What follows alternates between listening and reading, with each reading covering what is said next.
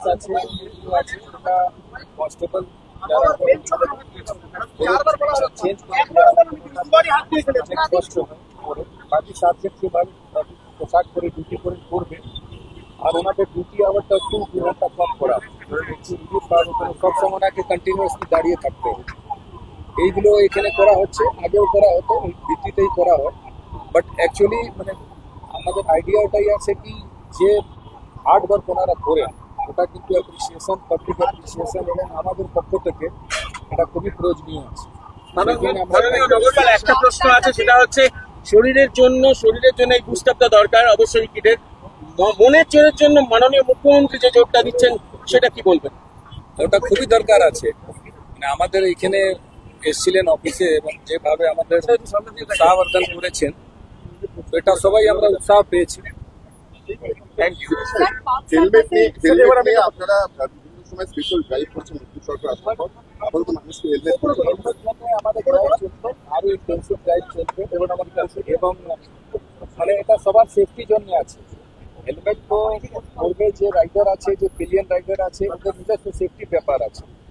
এবং দেখবেন কি রোড ট্রাফিক অ্যাক্সিডেন্টে কিন্তু মোটরসাইকেল থেকে দুর্ঘটনা হয়, ফ্যাটাল অ্যাক্সিডেন্টস এবং মানে সিরিয়াস ইঞ্জুরিজ, কিন্তু ওর মধ্যে 2 হুইলার্স আর ইনভলভ। সেই জন্য এটা একটু গুরুত্ব দেওয়া দরকার আছে। দাদা কোনো কর্মসূচি নেই স্যার? আমরা দেখছি যে বাক্সার কাছে ডিসি অফিসের সামনে এবং রাজাবাজারে জলকামান দাঁড়িয়ে রয়েছে। মুখ্যমন্ত্রীর বার্তার পর আপনারা কি বাড়তি সতর্কতার জন্য সেখানে রেখেছেন? বাড়তি সতর্কতা বলা যাবে নিশ্চয়ই, কিন্তু তার থেকে বেশি আছে কি ল এনফোর্সমেন্ট জন্য মানুষের সাহিত্য দরকার আছে। এইখানে যে অ্যারেঞ্জমেন্ট দেখছেন স্যার, এটা তো ভিজিবল আছে যে বাইরে থেকে দেখতে পাচ্ছি, কিন্তু আমরা কমিউনিটির সঙ্গে সিরিয়াস ডায়ালগ করছি, আগেও করবো, কথাবার্তা বলবো।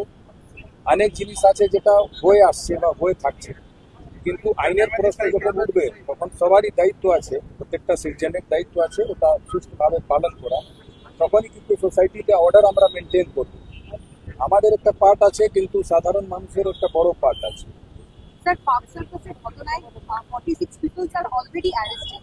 নতুন করে আর কাউকে গ্রেফতার করেছেন? কারণ মাস্টারমাইন্ড হ্যাঁ, জিজ্ঞাসাবাদ করা হবে আর সিসিটিভি ফুটেজ দেখা হচ্ছে। এরপরে আরো যদি কারো ইনভলভমেন্ট পাওয়া যায় তো অ্যারেস্ট করা হবে। Thank you.